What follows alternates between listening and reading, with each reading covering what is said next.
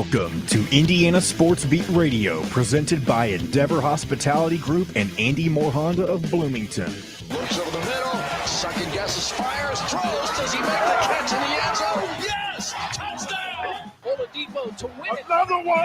He got it! Another one! Another one! Huge hole. He's at the 30. He's going to go. 10, 5, touchdown. Jonathan Taylor. Galloway finds Rob Finnessy, who fires the three, and He hit it. Now, from the Golf Club at Eagle Point Studios, here's your host, Jim Coyle. Let's get ready to rumble. Welcome in. Happy Wednesday, everybody. Hump day. We've made it to the halfway point of this week that was supposed to be torturous on the weather side. But I'm going to tell you, I was out there yesterday, and as long as that humidity's not here, it's doable, baby. I think it's supposed to be a warm one out there today. Around the central Indiana area, Bloomington, it's supposed to hit 95. Going to take the day off as far as outside activities today. Some scattered thunderstorms possible this afternoon, which means it brings in the humidity up to about 63% versus 40-something% yesterday. But all that matters is tomorrow. What's I got to find out tomorrow. It's going to be 86 degrees on a Thursday and only 49% humidity. Da, da, da, da. That is what you call Chamber of Commerce weather. Beautiful 86 degrees, sunny skies with low humidity tomorrow for the Never Lose Hoop golf outing. I'm stoked. The weather is going to be perfect. Man, it's going to be awesome. It's going to be a fun time. I'll be doing the show still from the Golf Club at Eagle Point Studios, just actually live on the grounds up at the golf course instead of from hole 16 here. But looking forward to that tomorrow. Tomorrow's the last day of Mike Whitson's day camps that he's been having for the younger kids as well. So that comes to a close. Yesterday, Jalen Hood-Schifino had a birthday. So happy birthday to him. We'll talk about several IU coaches getting contract extensions and raises. Oh boy, the draft. Bob Kravitz, of course, will be along with the Athletic, and we'll talk about the draft and the Pacers as that happens tomorrow night. But I brought this up before, but I never really knew how close it really was. The Larry Bird Indiana Pacers thing. You want to talk about gigantoid mistakes in the history of a franchise? We'll talk about the Pacers making theirs, the greatest mistake they ever made. Change in the Indiana High School Athletic Association's basketball tournament format. We'll talk about that with Kyle Neddenriep from the Indy Star, who will be along. Jake LaRavia is going to hit possibly in the NBA, Indiana kid. We'll talk about that as well. Bob Kravitz, like I said, will be along from the Athletic, Kyle Neddenriep from the Indy Star, and our good friend Rick Bozich, Hall of Fame writer from WDRB.com, will be here as well. So plenty to get to, plenty to talk about with it. What's up with you guys? How are you doing? Hope your day is well, and at midpoint of the week is off to a good start. Got some people. Wyatt Street says he's listening to the show sitting outside of Assembly Hall right now. I'm assuming you're. Oh, that's right. Did you have a relative in the camp or something? Wyatt, Forrest hitting us up. Larry, Dwayne down in Evansville. But yeah, Wyatt. Well, maybe tomorrow, if it's the last day, if you're out to the camp, then you can stop by and say hello to everybody at the golf outing tomorrow. Again, don't forget your last chance to kind of sign up if you're wanting to play it's your last chance to sign up for the Jordan Hoop. That's what that should have been his nickname, Jordan Hoops. Jordan Hall's Never Lose Hoop golf outing coming up tomorrow, finally, June 23rd at the golf club at Eagle Point. Registration is at 11 a.m. As shotgun start at noon. We kick it off right then. Going to have, for the golfers that show up early to practice whatever, Ed Schwartzman from Buffalo's is donating some bagels and whatnot. I don't have the name of the gentleman from Chick-fil-A, but all the players are going to get lunch from Chick-fil-A. I have tons of water and Gatorade that's been donated. And then that evening, of course, dinner, an Italian dinner from Psalms, which is going to be incredible. And then tons of golf in between. And then we've got some speakers afterwards that you're going to want to hang out and see, that as a lot of special guests from Indiana coming over. So looking forward to that. Tyrone, how are you, sir, from Louisville? Appreciate you, man, joining us. Good to have you jumping on with us today. Got to get that new piece of equipment out of the way. How'd you find out about us, Tyrone? And what's your story? I love learning about our audience. I just do. I keep a notepad. I seriously do. When I see a new name, at least during the live portion of the recording, I write it down. And if I see where they're from, just because I can't remember them all, but I like to know. So Tyrone, you are in the book, man. Hope things are going fine down there in the Ville. Ted mentioned this yesterday, and I'll talk about this probably briefly with Rick, but I don't know how in the hell, but Louisville landed the top recruit or running back in the country.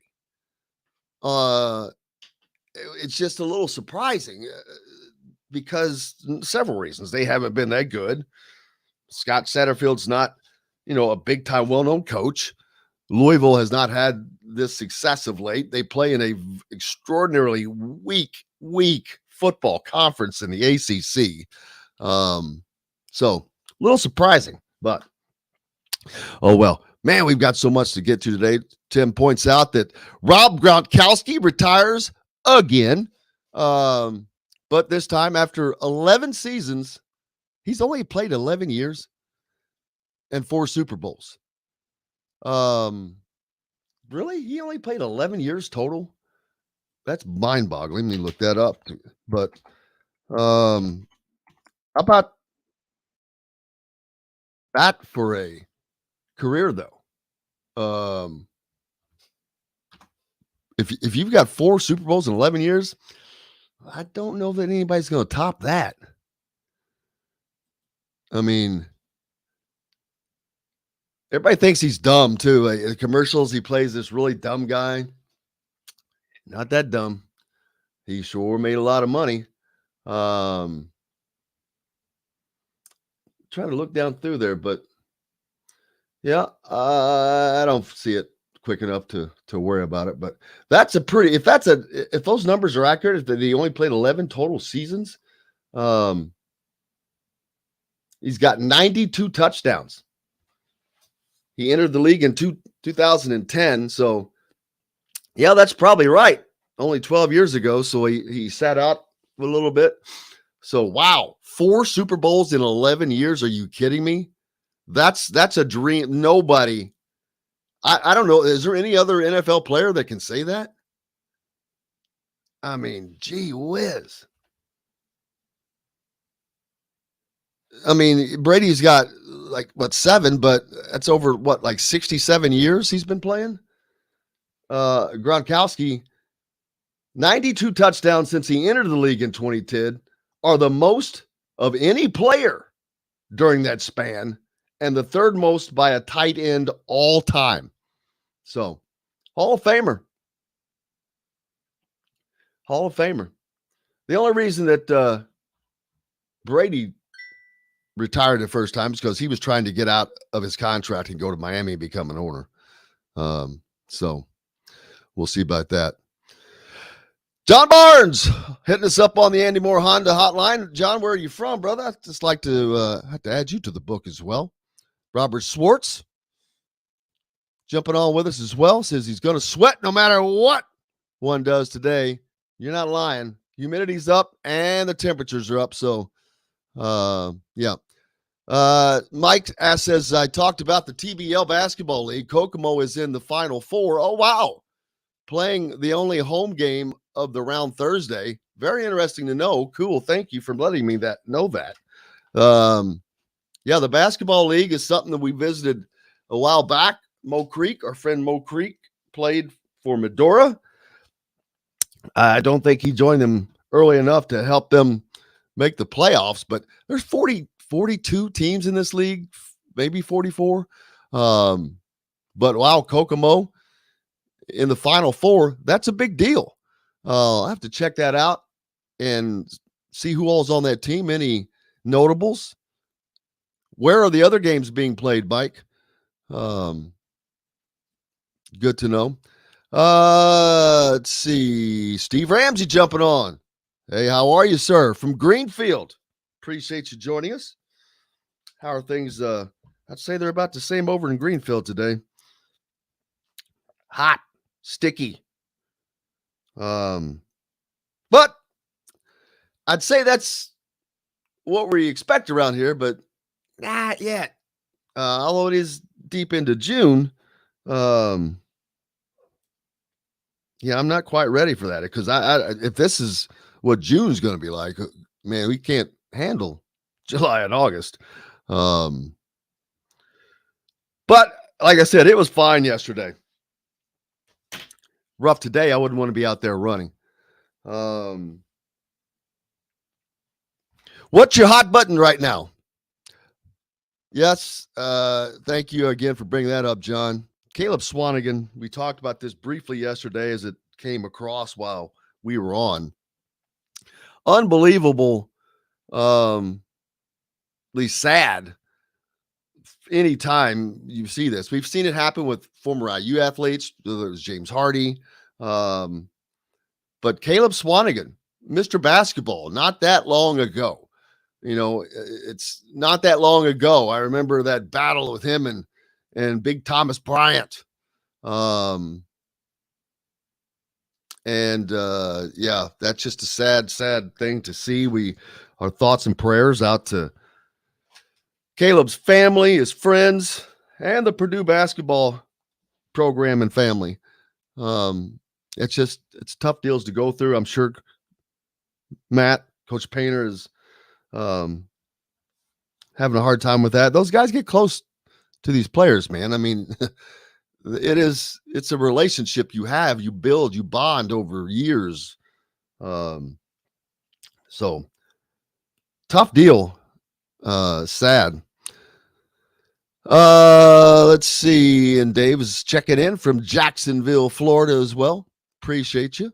I know we have several people from down in the Sunshine State. Looking forward to talking about the Pacers draft options. That happens tomorrow night. And I'm going to talk about this story that I've mentioned this before, but I didn't really know the backstory. The Pacers and Larry Bird. In 1978, the Pacers, what did they have? The number 1 pick and traded it away for the number 3 pick. But they still had the number 3 pick that they could have used. Let me check back real quick to see if that is correct. The Pacers traded their number 1 pick to Portland for guard Johnny Davis and the number 3 pick in the NBA draft. Would have been great. That was a shrewd move. Shrewd move. And guess who they could have drafted with that number 3 pick and didn't. And it wasn't because of Slick Leonard. We'll talk about that with Bob Kravitz when he joins us, because I'm sure he knows the ins and outs of that one and the free fall that followed. Lots more coming up. Like I said, Bob Kravitz from The Athletic, Kyle Neddenriep from the Indy Star. There's a change in the Indiana high school basketball tournament format coming. We'll talk about that. Rick Bozich from WDRB.com as well. So we got lots coming up, man. Appreciate you guys being here. And a big thanks to our friends, of course, from Andy Moore Honda and the WOW Club. It's a totally free app to sign up for. Make sure you sign up today. Start earning WOW rewards. WOW Club members earn exclusive discounts, dining dollars to spend, and more sent directly to your phone. When you sign up for the WOW Club, you immediately start earning discounts, free food, and even VIP invites to things like tomorrow's golf outing, etc. Just go to your Apple App Store or Google Play Store. Sign up for the WOW Club. It's free. And it really helps us. As a matter of fact, so does if you were catching us on YouTube and not on one of the radio stations. Make sure you please hit subscribe. Please hit like. We appreciate you. Hey, we're back with the great Bob Kravitz right after this. We'll be right back to the Golf Club at Eagle Point Studios for more Indiana Sports Beat Radio with Jim Coyle, presented by Endeavor Hospitality Group and Andy Moore Honda of Bloomington. Whether you're visiting, I think they should draft me number 6. I think so. I think you have significant upside. Yes, I have a high ceiling. That's because I can't reach it. It's because I'm so far from it. Exactly right. Exactly. Bob, right. I am just this close to being mediocre, baby. Well, you'd be a perfect pacer. I should have saved that. All right, I didn't know the backstory of the bird deal. Yeah, I did. I didn't. So that's kind of interesting. I'd always wondered why. I did not know that. I wrote about it actually. I wrote about it about a month ago, maybe. And then Dana had a good piece today where she talked with Nancy Leonard. So yeah, we could talk about that. But yeah, it was all about finances. They were afraid they couldn't get them, having to wait 1 year. So and I get it, especially when you have non-basketball people involved. I get absolutely. It when it's money people and they're looking at the bottom line. But oh my God, can you imagine the change? Well, just like what if Larry Bird stayed at IU? Then what if if he stays at IU? He's not available, or is he available in the draft in 78? Yes, he would have been. That's when he was supposed to be coming out anyway. Right. He had to miss a year. So just think, if he stays at Indiana, what happens at IU? Then the Pacers draft him like they should have. Wow. Yeah, it's pretty. Although I don't know where. Let's see, 78. Yeah, so 78. Yeah, they had the first pick. That's right. Yeah, they would have. Yeah, well, they traded the first pick for Johnny Davis, but they got the third pick. Right, Rick Roby. Someone's daughter that was on the board was going to Kentucky and said, "Hey, she said there's a guy down there that plays that's just as good as Bird." Just as good as Bird. Yes. You definitely want your daughter making your picks for you. Yes. Why was someone on the board of the Indiana Pacers' daughter going to Kentucky? Couldn't get into a college, I guess. Exactly. Well, the knowledge starts with N. How are you, brother? Have you been playing any golf? A lot. I have played 4 days in a row preparing for the scramble tomorrow. Good for you. Who's in your team? I got a blister. I played enough. Uh-oh. Who are you playing? Who's your group tomorrow? I'm 15. For all friends. Cool. Beat Radio on the homepage or on the station every week, Monday through Friday. If we're not on a station where you live, we should. Ask for Indiana Sports Beat Radio. This segment is brought to you by Southern Stone Restaurant. Now back to the Golf Club at Eagle Point Studios for more Indiana Sports Beat Radio with Jim Coyle, presented by Endeavor Hospitality Group and Andy Moore Honda of Bloomington. Welcome back. It is Wednesday. Jim Coyle with you as always, joined by the great Bob Kravitz from The Athletic. Robert, how are you, sir? Fabulous, man. It's great golf weather. We got the draft coming up tomorrow. Got some mock drafts today in The Athletic. So everything is good. It's an interesting time. Absolutely. Tomorrow night, big time. Find out what the Pacers get to pick and then what they decide to pick, of course. Saw your piece in this morning talking about Keegan Murray and Benedict Mathurin, which is where most people think is going to be the starting point for the post four. I'll call it the post four, I guess, which we all think that there's this four. You call it the line of demarcation behind the big three, Banchero, Chad Holmgren, Ivy, and who's the other dude? Banchero, Holmgren. God, what is wrong with me? See, I'm not the only one.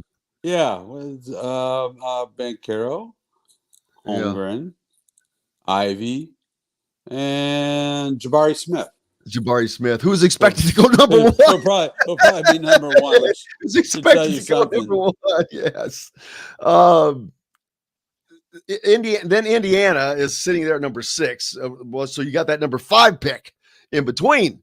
So they're like not just after that. They got a spot in between, but it's like the next.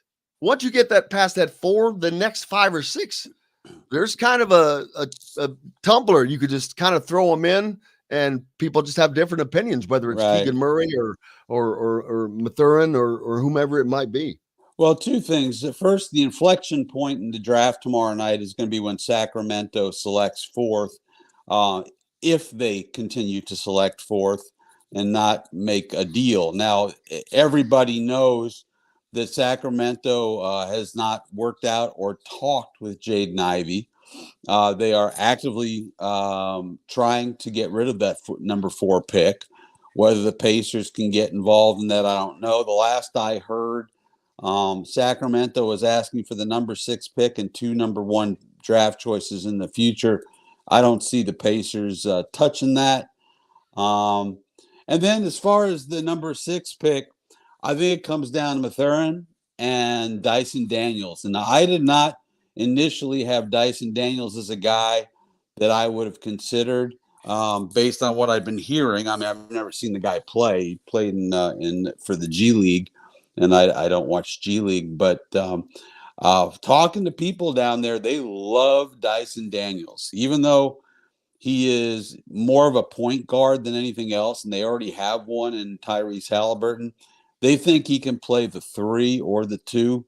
Not a great shooter, great defender, terrific passer, a little bit like the Josh Giddey kid that Oklahoma City drafted out of Australia, like this kid. So I think it comes down to those 2 guys, unless Keegan Murray or,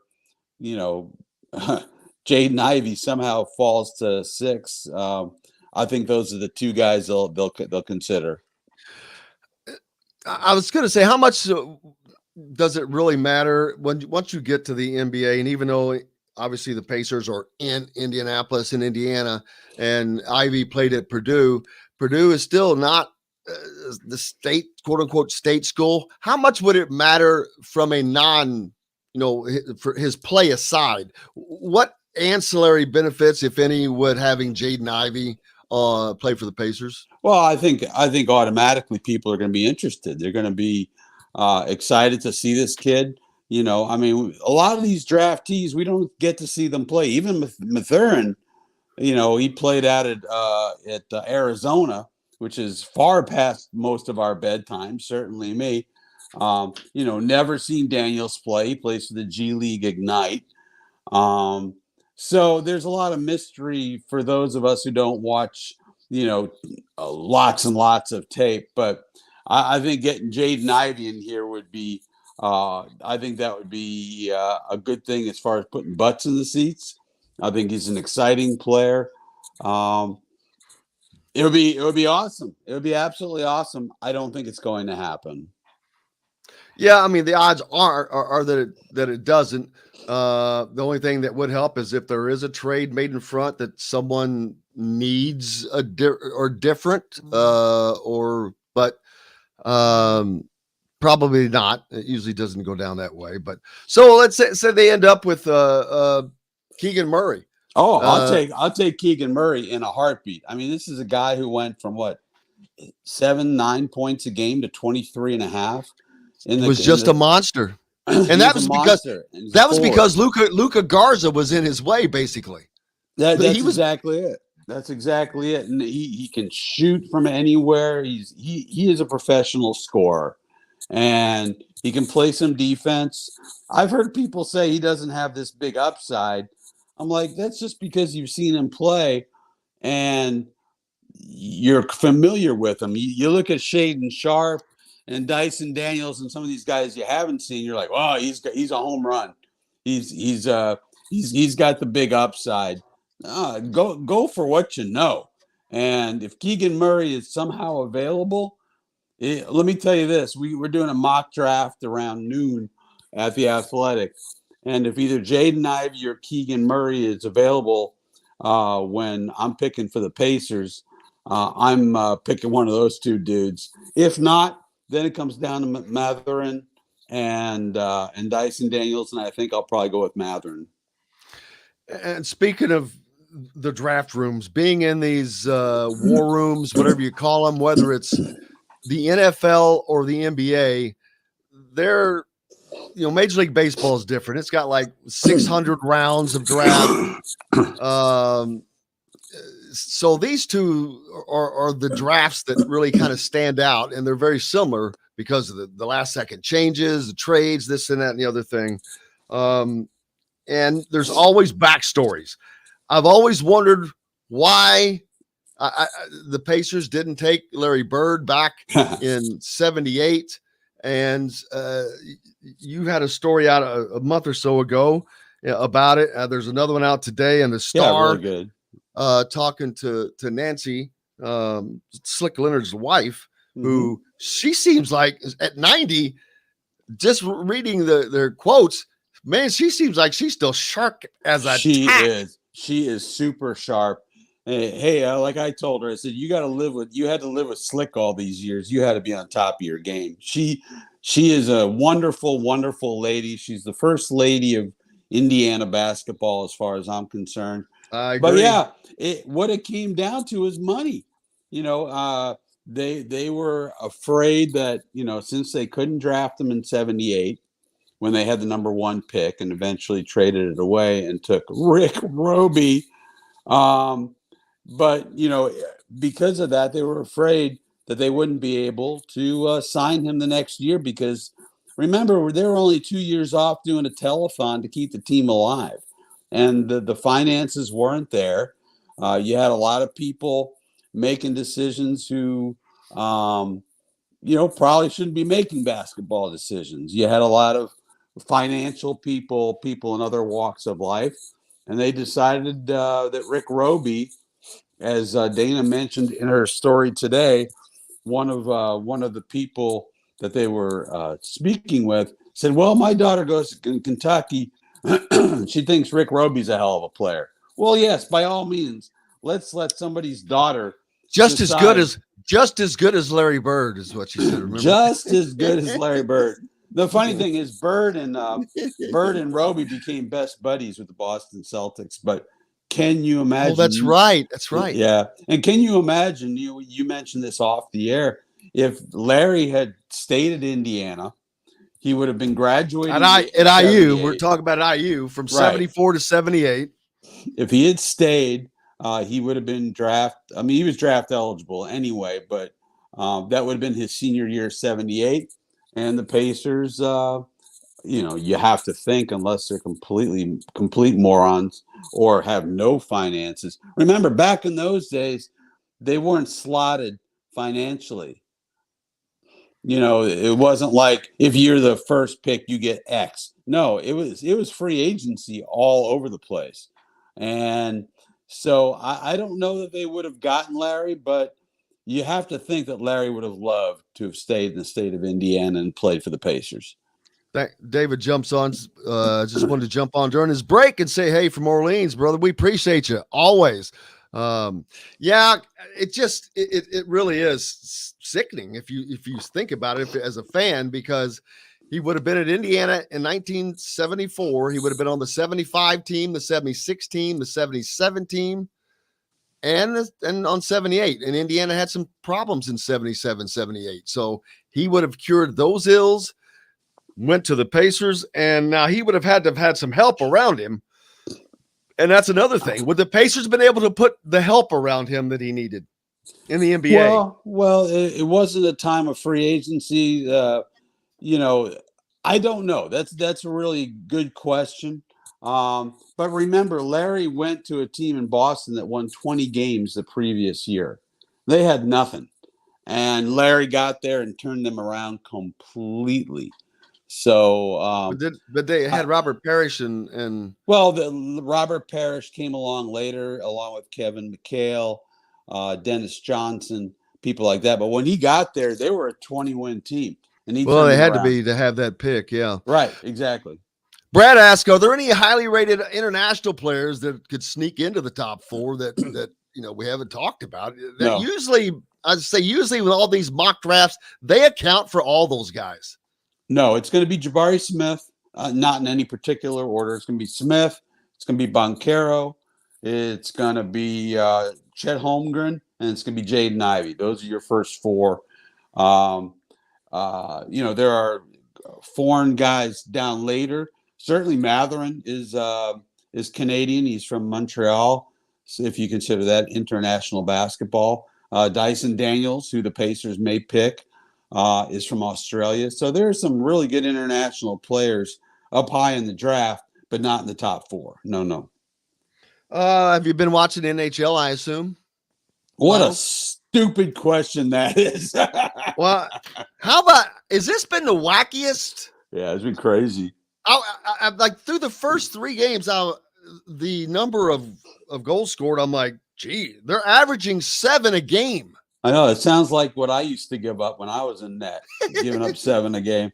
No, the goaltending has not been very good at all. And look, you're talking about the two of the highest scoring teams in the league. Two teams that can really motor, two teams that are super quick and have a lot of offensive weaponry. I mean, McKinnon, Makar, Kucherov, all these names that you don't know. But I still think the Avalanche, I think it's going to go back 2-2, back to Denver. I think Vasilevsky's going to steal a game here very soon. I think it's go back to Denver 2-2, and I think the Avalanche win it in 7. How wild is it that a sport that is basically Canadian based, I mean, it's a Canadian sport, I would call it, but the two teams in the finals, one of which is going for a three-peat, and the other one in Colorado, both United States teams, but one of them is in Florida, for God's sake, going for a three-peat in hockey. That is something, if you'd have told me 10 years ago, I'd have said, you're out of your effing mind. Well, I remember when the Florida Panthers played the Avalanche in the Stanley Cup Finals in 1996. It was the first year the Avalanche had moved down to Denver from Quebec City. And I'll tell you what, the Florida fans were nuts. I mean, they went crazy. Of course, they got swept, but that's another story. But yeah, I mean, look, Gretzky helped sell the game in Southern California. And these are really good markets. Florida doesn't do that well, but Tampa, my God, Tampa's been a top franchise for a very long time. Colorado loves their team. And is that where they have the deal where they're singing while the game's going on, while the game's even going on, they're still singing this, whatever song they were singing? Yeah. All the Small Things by Blink-182. What is that? Is that a tradition that they have? It's fairly recent. I mean, certainly when I had season tickets back in the 90s, we weren't. I don't even know that the song was out back then, but that seems to be a fairly recent phenomenon. But it's a really great atmosphere in Colorado, and they appreciate their hockey. The University of Denver won the national title in college hockey, so it's become quite a big hockey town, and rinks have sprouted up all over the place. And Well, that makes I miss sense. it.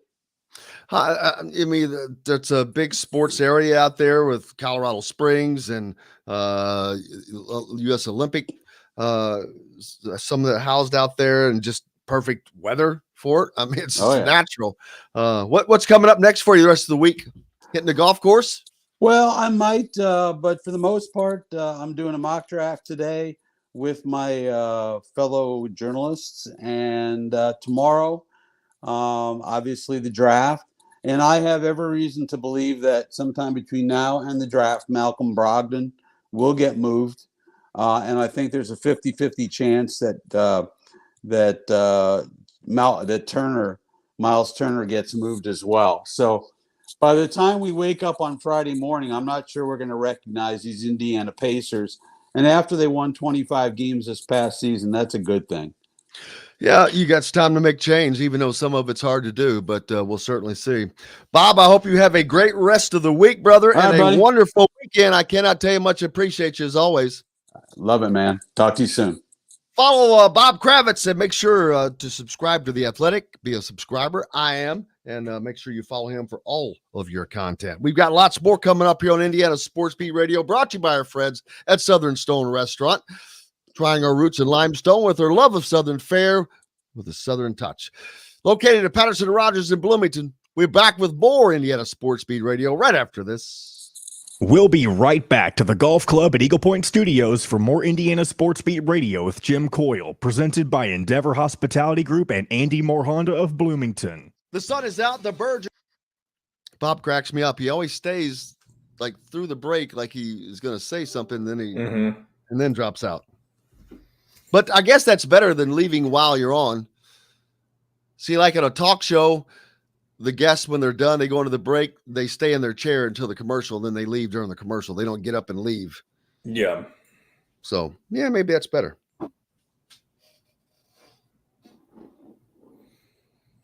My D, that's better. Hey, did you see that new logo? I saw part of it yesterday. I was doing Terry yesterday, so I didn't have too much time to pay attention. Pretty cool. We can whenever look at it right now. Well, whenever you have a chance, we can stick it up on this one, and then any place where we use it. You know, it should have 3 different ones. Okay, yeah, I do see 3 different things. Let's see. There's the one without sponsors. I see. What else? Wait, it's the same one. Yeah, it's the same one. I should have made another cup of coffee. There's the one I really like. The second one. Let me see the third one. The third one might be a little better because some of it kind of intrudes. Intrudes. We cannot have intrusion.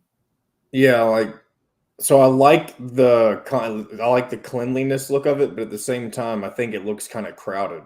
Which one are you talking about?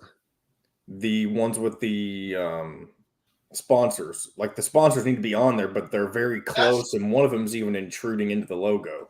Well, I just kind of squeeze it in there. I mean, you could always go to Canva and refix it. That's fine.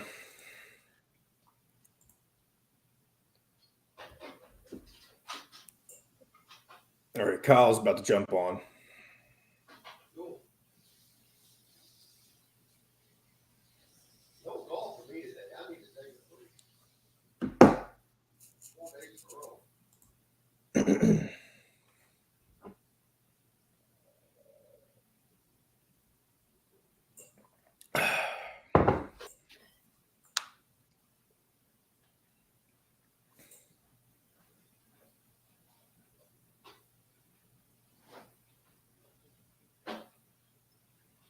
15. See dealer for financing deals. Andy Moore Honda, Bloomington's #1 Honda dealer. Get more to your door with AndyMooreHonda.com. Come see us at the all-new Andy Moore Honda, now in Bloomington. This segment is brought to you by Remax Advanced Realty, Indie Home Pros team by Cheryl Sizemore.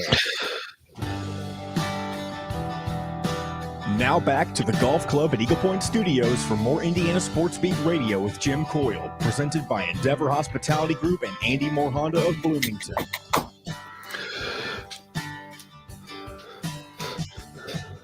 Welcome back. It is Wednesday. We've made it to the halfway point, Indiana Sports Beat Radio.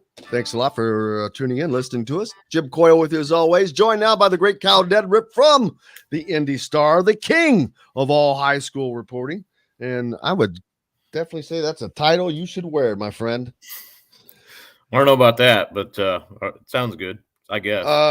Shit, I don't know anybody else that could wear that one. As busy as you stay. And a lot going on here in IHSA over the last week, I guess you'd say. I saw all of your stuff. First of all, big change in what was expected, but in the Indiana high school basketball tournament format in regards to regional weekend and semi-state weekend, kind of juxtaposing those, swapping their formats between those two, the way I take it, right? Yeah, so they'll vote on that tomorrow, actually. So that's not a finalized deal. I mean, I guess it's possible they could table it or, tweak it or, however, sometimes that'll happen. And, but I assume at this point, the signs kind of point in the direction of that they would pass it, but I guess we'll see. But anyway, the semi-state and regional would sort of flip-flop. You'd have a 1-game regional, and it would be played at 16 different sites, and you would have sort of like the semi-state is now, where you could have like a 1A and a 4A game at the same site that have nothing to do with each other, but they feed into what would then be the semi-state the following Saturday. And then the semi-state would be more of sort of a, what the regional is now, basically, except, and you would have, unlike the semi-state is now, you'd have these 3 games played at the same site with the same group of teams, basically, kind of like the regional is now. So it would sort of create the semi-state, and I think the idea is to have a little bit more momentum as the tournament progresses. Which I think has been at some points, the semi-state has kind of been the weakest round, in my opinion. Not every year. Now, remember the New Albany Warren Central game was a semi-state, and that was about as memorable of an atmosphere as I can remember. But I mean, there are, last year, the Cathedral Bloomington North game at the Hatchet House, just not a lot of buzz really to it, and not a great crowd, but so it's sort of a mixed bag, I think. But some years are great, some aren't. It seems to drag a little bit, in my opinion, at that point in the tournament. So I think this may sort of be an anecdote for that. Now you could say, well, the regional is now going to be a drag, but I also think, coming off sectional week, sectional week to me is the perfect week of the high school basketball tournament. That is the only. And you could argue, hey, we need seeding or whatever in the sectional. I would argue it's without seeding or whatever, it's about as good as you can get, for a multi-class tournament. So leave that alone. I think all the other 3 weeks of the tournament, you could argue needs, some tweaking or some changes. And, maybe this is not the right answer. I guess we'll find out if it passes, but yeah, I think it's an interesting thing. And then the other interesting thing is when they get to, and Paul Neidig, I talked to him this way back in January. I think I wrote about this possibility of this happening. And I'd been, hearing this for actually going back probably a year, even a year before that, that this was something they were considering. But, anyway, I think what would happen then after the regional, and this is what Paul said the other day, is that they would sort of throw these, each 4-team semi-state, you'd throw them back in a ping pong, the ping pong balls in the deal, and then, you draw your semi-state matchups. So, that's another interesting part of this that they haven't done. That's the biggest thing to me. That's the biggest change and challenge. And it's so there's no seeding going on. So I don't know how it's going to change it other than it just changes your prospective opponent. It's interesting. I kind of like it because you can't plan straight ahead. Things, going to be different, but yeah, for people that don't get that, that's a big change is once teams get to the semi-state now, their opponents will be redrawn. The games will be redrawn on how they're played, which it has not been that way. That's never been the case in any level other than the original draw that I can remember, right? Yeah, I mean it's sort of the throwback to what we have now, or what's always been the case is the blind draw at the start of the tournament. Now I think it's sort of interesting. Now again, this hasn't been voted on, and they could maybe they could change this and maybe eliminate that. I don't know. It could be something that doesn't end up happening, but if it does stay in there, it's sort of it's interesting to me. Like you could always kind of draw out the complete bracket, and now you couldn't really do that because you wouldn't necessarily know the semi-state matchups until you get to that point. So that's sort of an interesting wrench thrown into it a little bit. But I'm sort of with you, and it's sort of and I heard from some people yesterday, it's sort of a created content, which it is. I mean, the IHSA would have another drawing show or whatever. And I get, there's some financial incentive probably to do something like that. It's also another undertaking for them to have another show, but it does kind of, to me, it's intriguing at the very least. I sort of like it, to be honest. I think it's sort of a reset once you get to that round and maybe create some excitement and, just some more, and you have more teams playing later in the tournament, and I think that maybe generates a little bit more interest in intrigue. Sometimes you run into at that level of the tournament, a lot of schools are out on spring break. So I wonder how that affects things as far as crowds go and things like that too sometimes. But I'm sort of, a lot of the social media yesterday that I read was negative towards this. But really. Yeah. But that's sort of just the way it is. I mean, that's the nature of change, man. People hate change.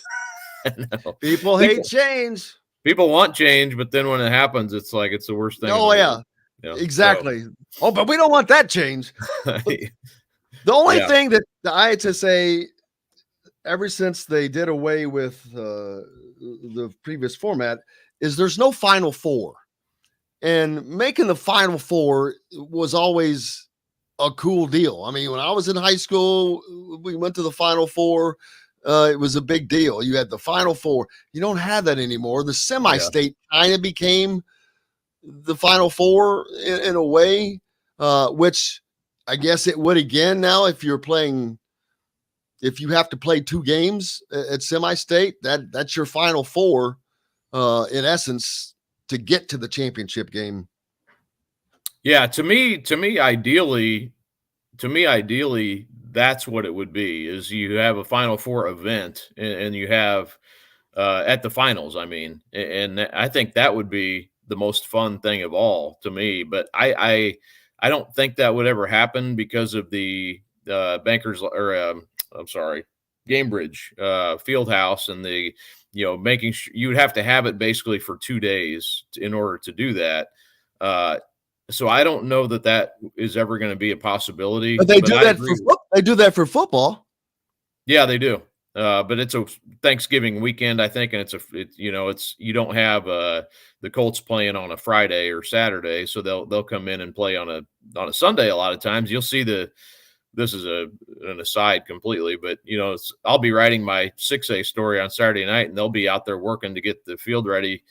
Putting the new goalposts on for the Colts game the following day at 1. Right. So, it starts immediately, baby.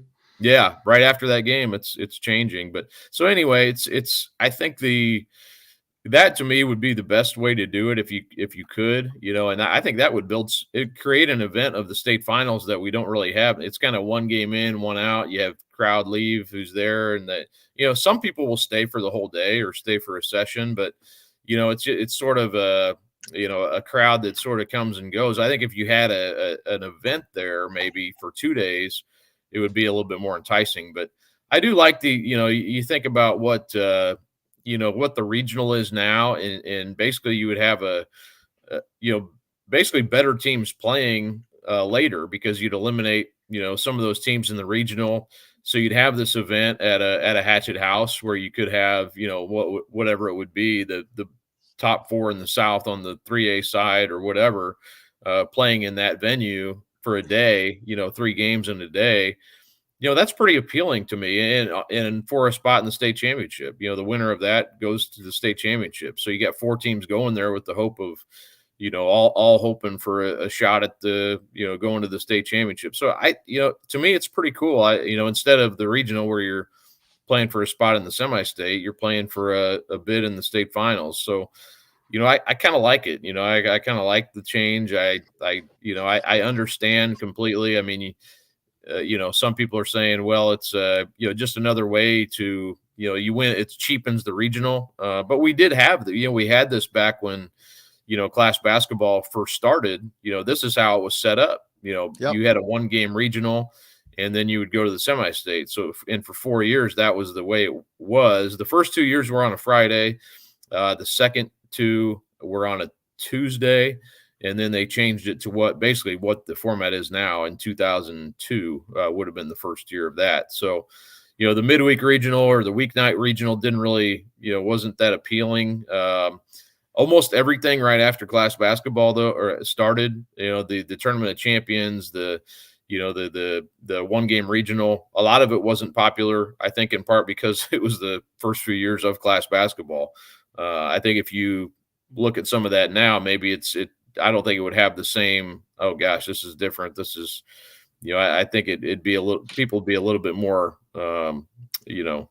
okay with it, I guess. But I don't know. I mean, I'm kind of mixed. I understand people saying, well, it's just financial incentive, or it's it cheapens it and creates job security and things like that. But I think it can be I think that can be true. And I think it can also be true that maybe it's a good change, and it's somewhat appealing to make this change. Having covered it for 15 years, I'm not adverse to this at all. I think there is a little bit of a lull between the regional and semi-state a lot of years, and it just kind of gets long a little bit, so I think this could be a good thing.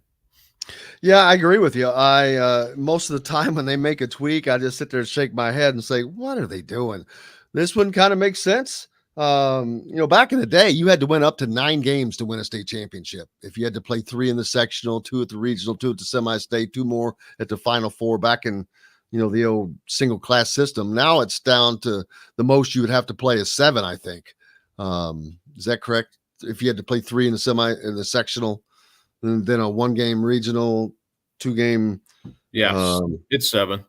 So do your math, Tim. You got to brush up on your math. I was making sure. No, that's what I had, 9 and 7. But and I want to say even some teams won 10 games in the old days, to win a state championship. I think that's right. If I'm thinking back to like 1969 Washington, I've written about them a lot, but I think they won 10. I'm not for sure about that, but wouldn't be surprising if you had to play 4 games in a sectional. I mean, sometimes if the sectionals were bigger. What amazes me, and I tell people all the time, go back from the late 60s and all the way up to now and look at the names that are in the Indiana High School Final Fours or the championship games, at least the big classes. It's mind-boggling. Starting George McGinnis and those kinds of names, and you just keep coming forward. Wanted also, before I forget, Caleb Swanigan passing away yesterday, former Mr. Basketball, obviously very sad, former Purdue player, passing away at 25. But, man, he was a big-time Indiana player, big-time high school player. Like I said, former Mr. Basketball, went to Purdue, and just a sad deal for him, for everyone involved with him. Yeah, it was. And I thought, Greg wrote a piece about Caleb, and Brian Newbert from the rival side of Purdue wrote a really good column about Caleb Swanigan, and he covered him a lot too. So, I was with Brian Newbert. The first time I saw Caleb, he was going to be a freshman at Homestead, and he had just, came under Roosevelt Barnes' guidance, and he was probably 350 pounds. He looked nothing like the guy he would become at Purdue, and even later at Homestead. And I remember watching him as like, man, keep an eye on this guy. And I was like, man, there's no way. I mean, he couldn't get up and down the floor very well. I mean, obviously he had athleticism, but he was just so overweight. So that was my first impression of him. And I don't think I saw him again until the next year, and he looked totally different.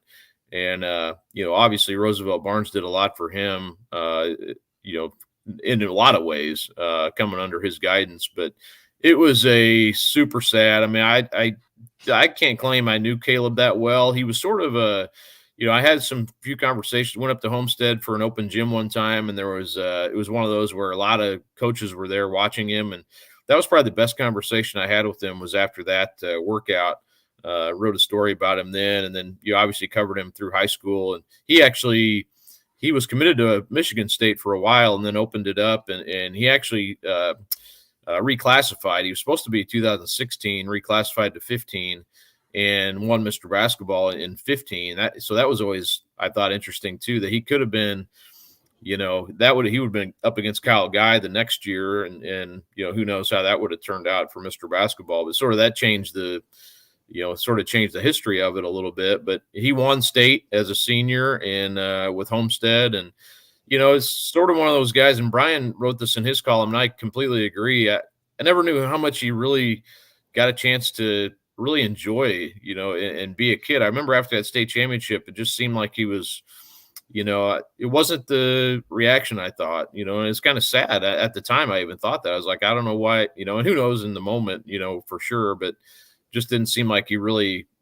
had that sort of release that a lot of kids do when they win state. But so obviously had some things going on in his life, had a great, if you go back and listen to his interviews, he's on the Steve Harvey show with Roosevelt Barnes. I watched that again last night. It was great. I mean, seemed like, had the world in front of him, and this was just 5 years ago when he was at Purdue. But, just when you see that, it just kind of hits you in the gut and makes you sick. I mean, I for anyone who, we've had some people pass away recently that I've covered, and it's like, man, these kids are only in their 20s, and it's like, I know when I was 25 or 22, or I didn't know, anything, in men and boys, it takes from a while, and you just hope they can get through, some of these troubles that they're going through, because man, it's just, it seems like a waste. And I know he had a lot going on in his life, but it's just super sad.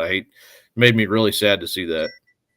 Yeah, he grew up a really, really tough life, but made it out of that, like you said, with the help of Roosevelt Barnes, and to ascend to become Mr. Basketball in Indiana. That is just a story no one could have written, but this is certainly not the ending that we'd like to see. No, it's not. And I don't even know what how do you put it in perspective? I don't know, what the lesson is. Cause I don't think we all know what everything he was going through the last couple of years. I know he had been in some trouble, and unfortunately kind of became a punching bag on social media. I saw when he went through some of that trouble. So, that's all under the bridge now, I guess. But, you just you hate to see it. I mean, 25, my goodness. I mean, he just seems like yesterday he was playing at Homestead, and it's sometimes when the ball stops bouncing, I coach my kid and his teammates, and I say, it stops bouncing for everybody at some point, and you got to know what you're going to do and how you're going to learn from basketball to transfer that into your own life. And hopefully you take those lessons you learn in sports and apply it to the bigger picture. And I think that's really what sports is, a vehicle for that, and I hope, but for some, when the ball stops bouncing, that's, what do you do next? I mean, a lot of people struggle with that. Absolutely. Man, I cannot thank you enough, Kyle. I hope that you have a great rest of your week and are able to get out this weekend. Whatever, you got anything to, let's see, what's going on this week? I know the AAU schedule is crazy. Last weekend was the IBCA Top Showcase. Charlie Hughes Shootout coming up this weekend. You got to go up to that, I assume. Yeah, actually getting kind of get my schedule mapped out for that this morning today. So yeah, I'll be out there. I don't know who I'll see exactly, but pretty much anybody in the state who's any good is there. So it's always a great event. Charlie Hughes was a friend of mine. Passed away a few years ago. He had a brain tumor. I miss him. He's a great guy. He was a great guy, and he started this tournament years ago. It wasn't named the Charlie Hughes Shootout. Knowing Charlie, he wouldn't have even wanted his name anywhere close to it. But I always like talking about Charlie because he was truly about the kids. Volunteer. Did a great job coordinating this event every year. And we would talk about his teams he had, and he would always call me and say, "Hey, I got so and so in the tournament." And it's like, all right, I love talking to him about basketball. He's a knowledgeable guy, but it's so cool that his name's on this because he started it and did a lot of work on it, and now it's an event where coaches come to, and it's huge, and it's cool. The Charlie Hughes Shootout is a great name for it because he's the one who did all this work for years and years. Well, that's awesome to hear, and couldn't have a better name. Anybody that does all that kind of work deserves that. Kyle Neddenriep from India Star, I can't thank you enough, brother. I hope you have a great rest of your week. Will do. Thanks to you, Jim. Make sure you give him a follow, Kyle Neddenriep from the Indy Star, and be a subscriber. I am. Hey, we got more coming up. Kanan Catchings is on an official visit to Indiana today. We'll talk about that. Rick Bozich will join us later as well. Plenty to get to there. We got lots more coming up, brought to you by our good friends from Remax Realty. If you're in the market for a home in the Indianapolis area, you need Cheryl Sizemore and her 2 decades of experience. It could be the difference between getting the home you want or not. Reach out to her at Cheryl@homepros.com. Cheryl@IndyHomePros.com. Cheryl@IndyHomePros.com. You get that one straight. But if you're in the southern Indiana area, down around Louisville, New Albany, Jeffersonville, that area, Barbara Pop Real Estate Services is there to serve you. They've been serving it for over 3 decades. Reach out to Matt Lincoln. Matt@BarbaraPop.com is ready to serve you for that. Back with more Indiana Sports Beat Radio right after this. We'll be right back to the Golf Club at Eagle Point Studios for more Indiana Sports Beat Radio with Jim Coyle, presented by Endeavor Hospitality Group and Andy Moore Honda of Bloomington. Andy Moore Honda.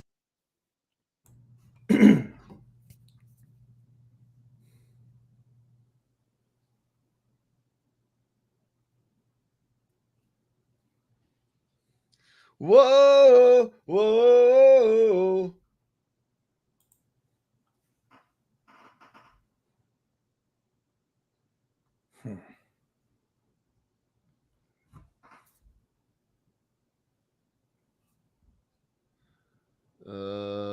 Da da da da da da da da da da da da da da da da da.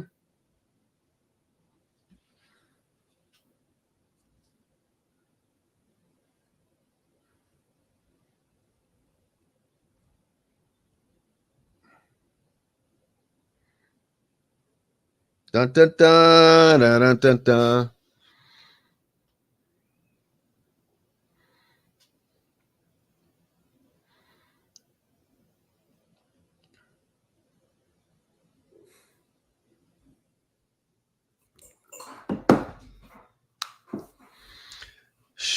Dooby dooby dooby doo.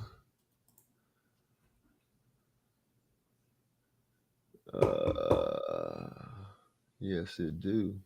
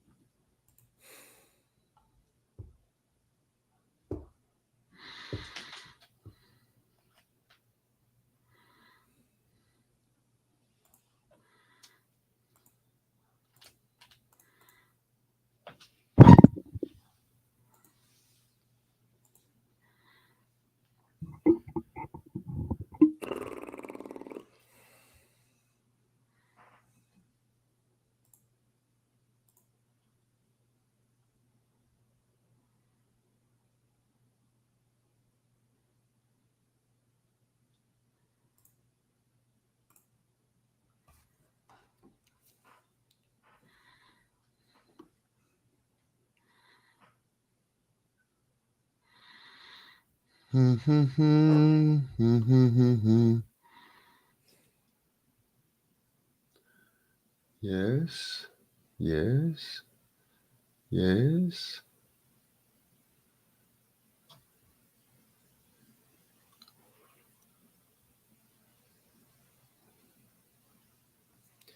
Okay.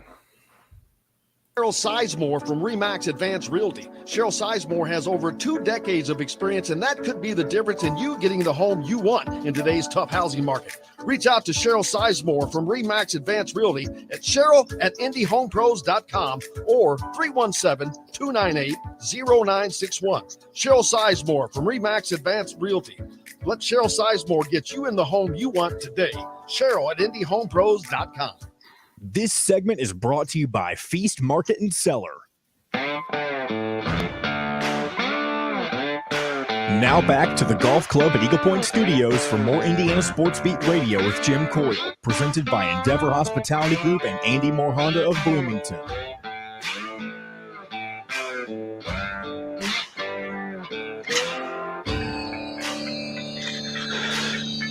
Woo, that sounds like the beginnings of a great song. I'm ready to bust out some blues.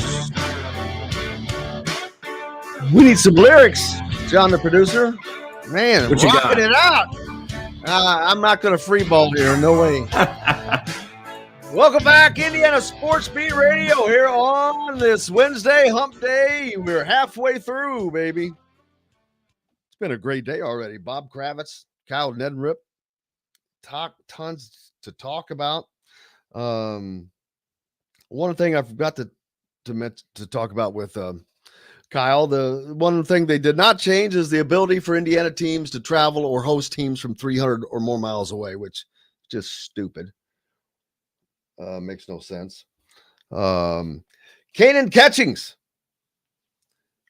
Riley Burgess, 2 names that on the recruiting trail that you should have heard about. You can go to thehoosier.com to get completely updated on all things recruiting that are going on, of visits, the ones that have just happened, like Riley Burgess.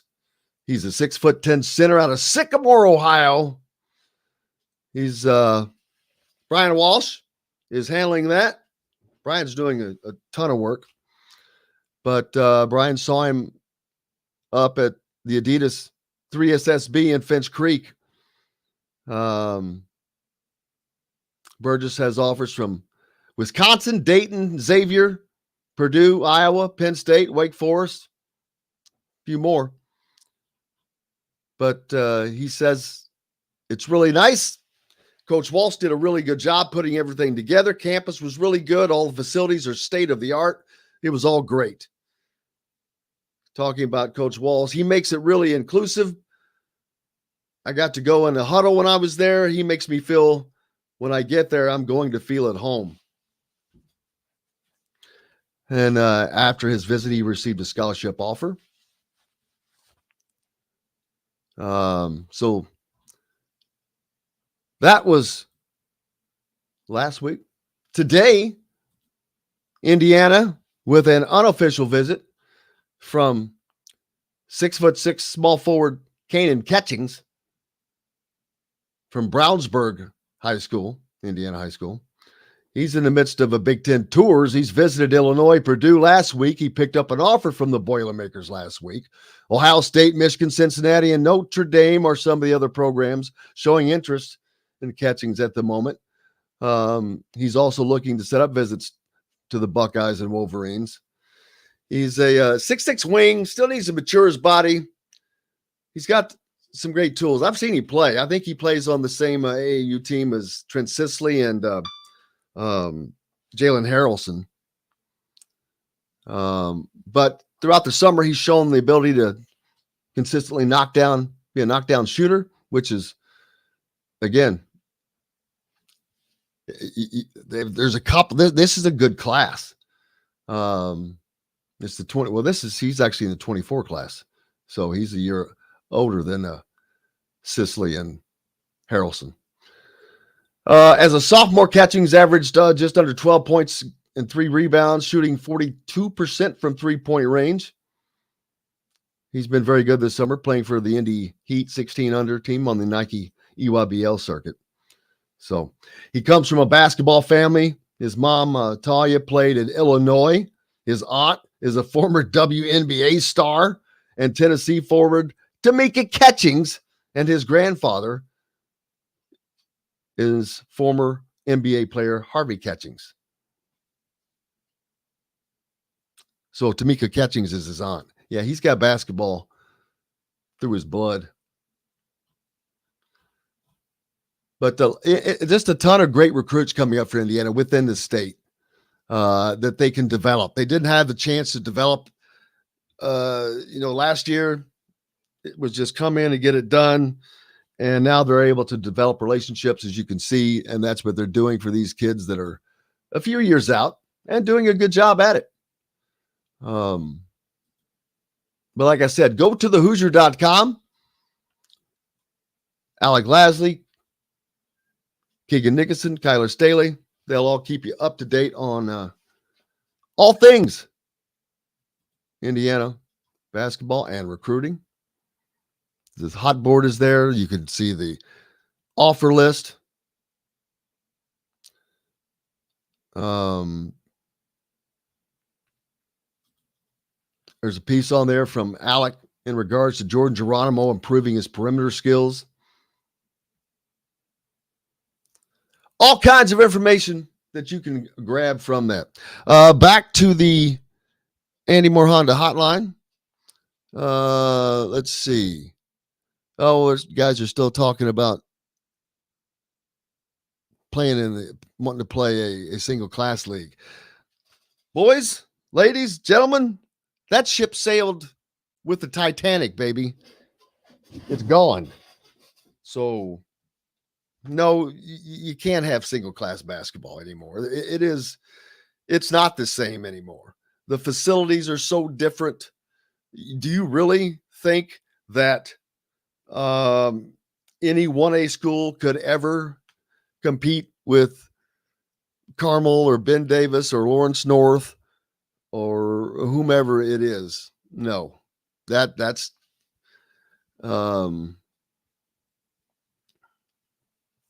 well, I mean, that's not true, to be honest with you. I don't think that they could get through a tournament. A one-time thing? Oh, absolutely. Anybody can beat anybody on a given day. Anybody can beat anybody on a given day. But I don't think a single A class team could get through a one class tournament now to play all those games. They're not going to win 9 games, like I said.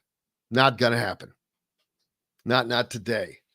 Could they one time beat the 4A? Oh yeah, that could happen. But it is what it is, and that's how it's going to stay. Like I said, I'd like to see them do I think you could have gotten away with 2 classes. You really could have. Just 1 and 2. You combine 1A and 2A, and you combine 3 and 4A. But everybody gets a trophy. So, but oh well. What's going on out in the world with everybody else? What are your weekend plans? How's week looking? Anybody coming that's listening? Anyone coming out to the Never Lose Hoop Jordan Hulls golf outing? That's taking place tomorrow at the golf club at Eagle Point, of course. That is an 11 a.m. registration. Shotgun start at 12 noon. You got bagels and whatnot out there for breakfast when you come out early to hit balls and warm up. You're going to get a free lunch from Chick-fil-A and dinner, an Italian dinner from Psalms Restaurant here at Eagle Point, and then golf all day long. So I got to take a break. On my way back, going to have the great Hall of Famer, Rick Bozich from WDRB.com with us. You're listening to Indiana Sports Beat Radio, brought to you by our good friends from Feast Market and Cellar, located right next door to Southern Stone. Feast Market and Cellar, located in Patterson and Rogers, offers an extensive wine selection with a sommelier on staff as they take their pairings very seriously, as well as a wide variety of cheeses, gourmet sandwiches, entrees, and a coffee bar. Back with more Indiana Sports Beat Radio. Rick Bozich right after this. We'll be right back to the Golf Club at Eagle Point Studios for more Indiana Sports Beat Radio with Jim Coyle, presented by Endeavor Hospitality Group and Andy Moore Honda of Bloomington. Whether you're visiting... Hello, Mr. Rick. How are you, buddy? I'm great. How are you, sir? Good. I'm going to grab for my coffee. That's exactly what I'm going to do. I already made it. Didn't get to have it. What's the word in Bloomington? Oh, not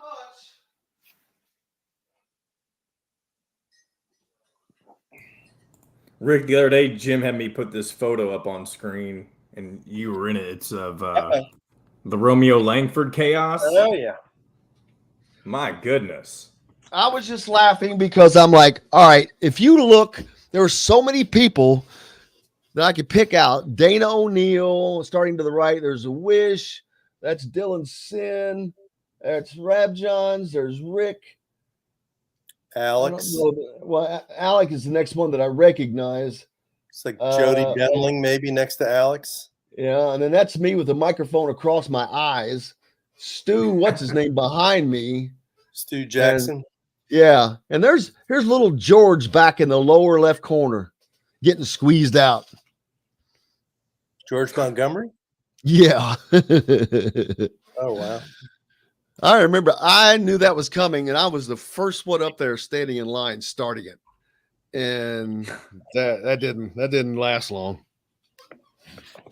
Wonder where old Romeo is today. I mean, like for the summer. I wonder where he's living. I was wondering that myself. I wonder where I guess his family still lives in New Albany, maybe? I don't know. Someone told me that he bought his mom a house in Georgetown. Indiana? Uh-huh. Ah, that's where I grew up. And his dad lives in New Albany. Oh. Just what I heard. Yeah, that doesn't surprise me. I think that they're probably a little different people from things I've gathered over the years. Yeah. She seems like probably a solid person. Yep. They never mentioned his brother. You ever notice that? He has a brother. Right. Didn't he have some issues? Yeah, something. I mean, I never checked into it, but yeah, they never talked about him. That would give you some issues. For sure. All right, here we go. What? CRVs, HRVs, and pilots. See dealer for financing deals. Andy Moore Honda, Bloomington's #1 Honda dealer. Get more to your door with AndyMooreHonda.com. Come see us at the all-new Andy Moore Honda, now in Bloomington. This segment is brought to you by Bubba's 33 in Clarksville. Pizza, burgers, beer.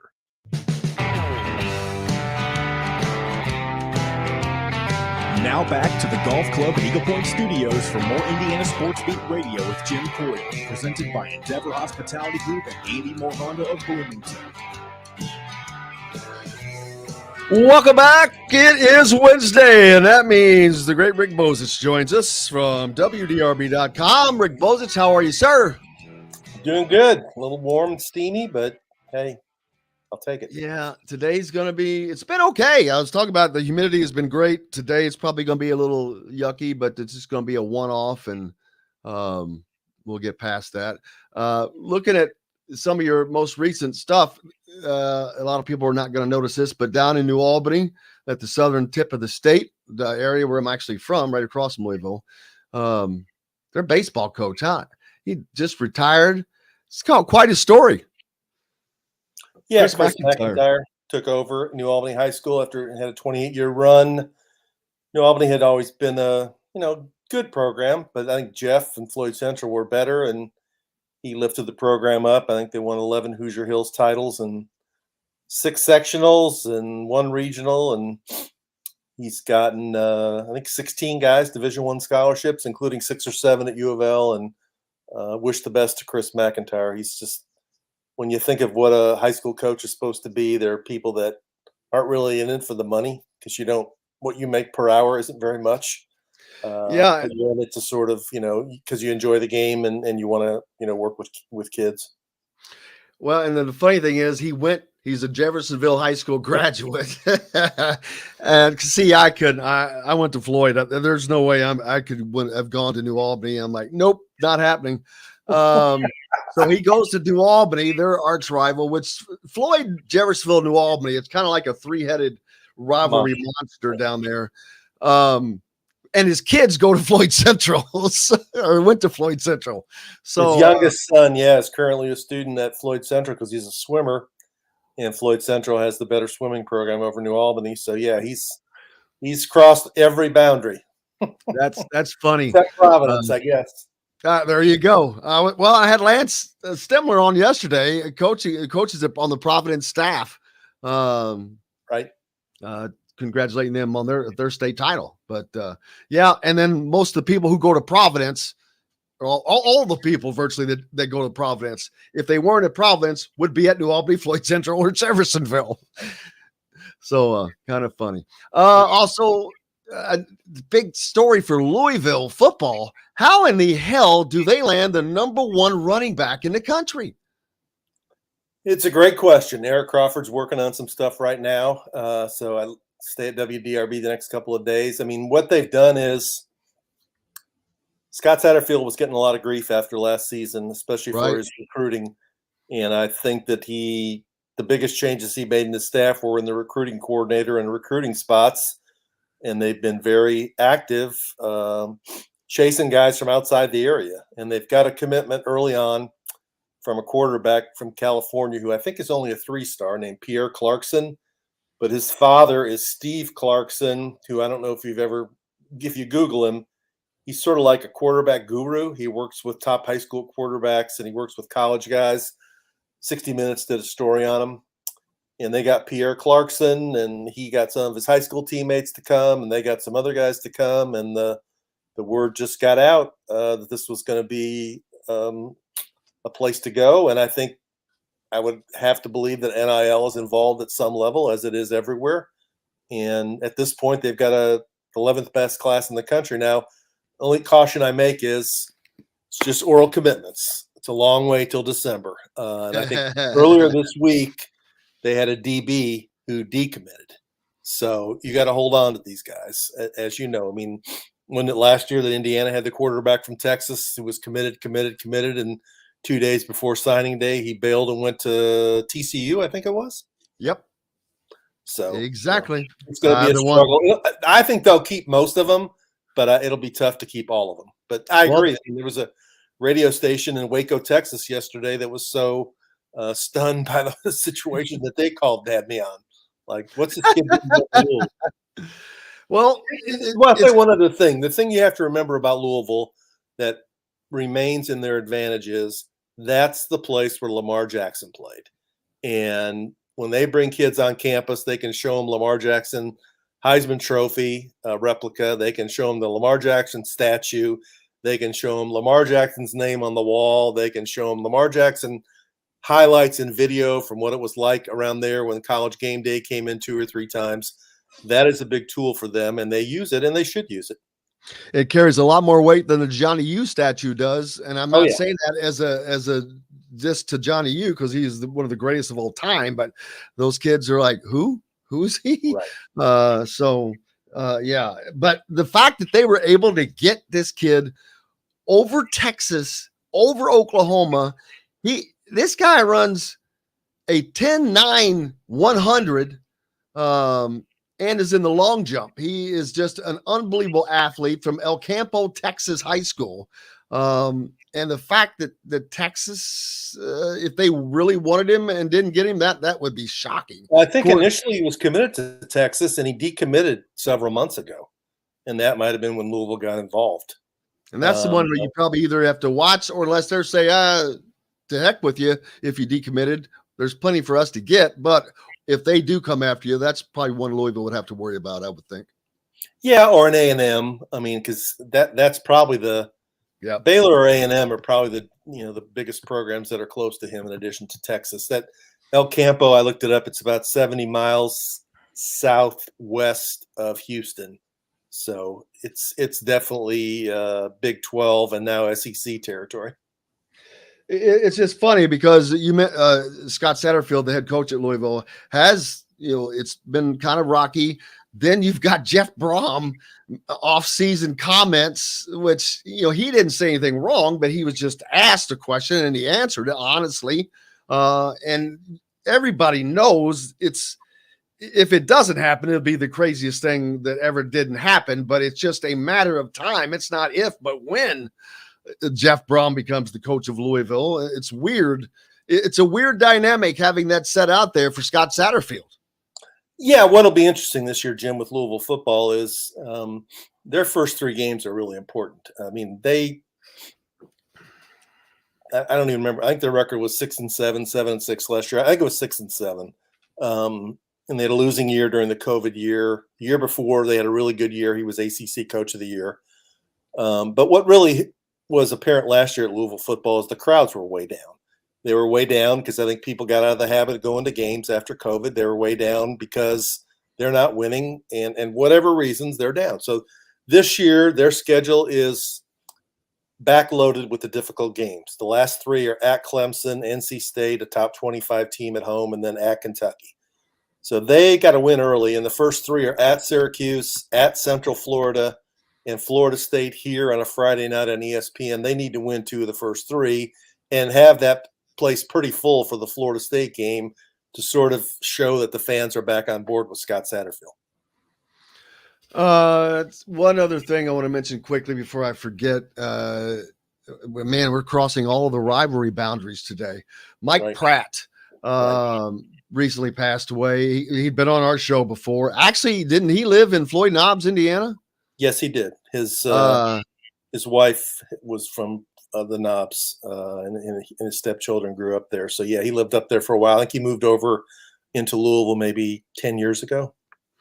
But super nice guy. It was the voice of Kentucky basketball. Kentucky. Did he do football too, or just basketball? No, football is Jeff Picaro. So, Mike just did basketball. But the voice of Kentucky's radio network did a great job, but was a super nice guy. Like I said, had been on our show, and he passed away, and our thoughts and prayers with him, his family, and the UK's program. And then we had Caleb Swanigan pass away. I've talked about that several times, but a little shocker there, 25 years old, former Purdue Indiana Mr. Basketball, passing away, and very, very sad for him, his family, and the Purdue program. Yeah, I mean, I've known Mike for a long time. Was actually friends with him and walked with him at sometimes at the park and different things. And what I liked about Mike was several things. One is he knew there was a world outside of Lexington, and when he talked to you, he wanted to know what's going on in the ACC. When you went to Carolina, what happened to Carolina? What's going on in Indiana? He grew up in Dayton, in Big Ten country, so. Although he was, a very loyal and great ambassador for UK sports, he was interested in college basketball in the region and in the entire country. And secondly, the thing about Mike is that he knew what he was talking about, and he would let you know if you said something on the radio or you wrote something that he thought you got it right. But he also would call you up and say, "Dr. Bo, we need to talk." And I knew what was coming then. And he had a way of disagreeing with you without being disagreeable. And it was a great disarming manner. And, I think some people don't understand how plugged in he really was to UK, because I maintain that he was the most important driving force in getting John Calipari the job. When Tubby retired, I think Mike was in Cal's corner, but Mitch Barnhart didn't want to go that direction, and they hired Billy Gillespie, and that blew up after 2 years. And at that point, I think Mike stepped up, not only with Mitch Barnhart and Dr. Todd, the president, but with some people that had influence, and said, "You can't screw this up again. Cal wants the job. Cal's the right guy for the job. They need to hire him." And he was actually in the group of people that flew to Chicago and interviewed Cal for the job. He also played in the ABA, man, back for the Kentucky Colonels, the original Kentucky Colonels back in the day in the old Freedom Hall. Yeah, Lloyd Gardner, the trainer of the Colonels, told me a great story, unfortunately, after I wrote my story. But that was back in the day when the ABA NBA rivalry was really intense, and they were fighting over players when they were coming out of college, and sometimes they were even paying them before I think they were done with college. That's happened with the guy at Villanova, Howard Porter, or maybe Jim McDaniels. And Lloyd said after the Kentucky got beat by Jacksonville that year in the NCAA tournament, and as soon as the game was over the next day, instead of going back to Lexington, they brought Pratt and Dan Issel to Louisville and hid them in a hotel here in Louisville so the NBA couldn't get to them. And then when the NBA found out they were here, they got them on another plane and sent them to Miami, and they hid them out in Miami until they got them signed to the Colonel's contract, and then they were free to go. That's hilarious. That Colonel's team, man. Louis Dampier, Dan Issel, Artis Gilmore, Maurice Lucas. Mo Lucas is on that team. Wow. Oh, yeah. Holy cow. Bert Averett, Walt Simon. See, that's a team that could have played in the NBA. Mm-hmm. Oh, no question. It's just sad. What was the dude? There was one dude who was just an energy guy that he ran into the water cooler, remember, and cut his arm up. Wendell Ladner, was that his name? Man, I was a kid. I was in the 4th grade. I just remember all of it later, and actually end up meeting Louis Dampier through a work thing. But I always knew who those guys were, and so I can't remember. I always knew Lloyd Gardner because once I was working down at WLKY and whatnot, I knew he had long time been at PRP. How long was he at Pleasure Ridge Park High School in Louisville? Lloyd Gardner was at Fairdale for, I don't know. For Fairdale. Yeah, Fairdale. Long time. But yeah, I knew that.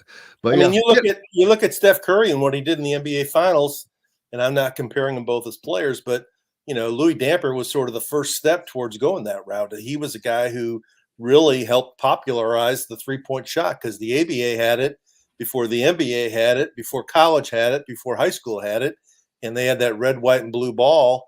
And Louis Dampier was the premier 3-point shooter in the ABA. So his place in basketball history really is pretty important.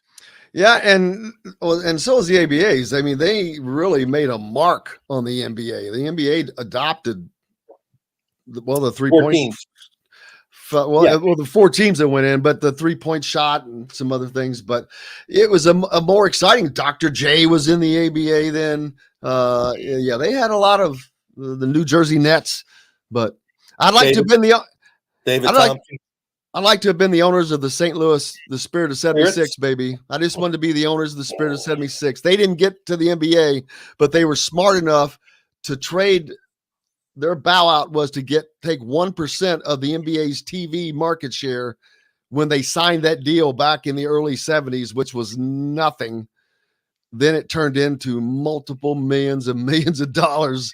And the NBA tried and tried and tried, and I think was finally successful in buying them out of that deal. But I don't know how many millions of dollars those guys made. They were some smart guys. Yes, they were. And who was their first announcer? Bob Costas. Oh, wow. Well, it doesn't surprise me because he's from St. Louis.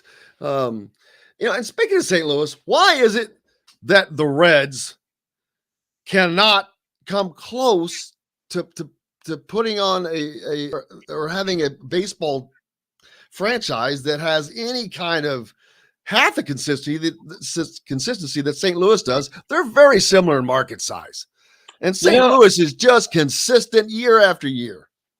I think there's actually, I don't know if that's where you got the idea, but there's actually a story about that today, I think, or yesterday, on the Athletic website.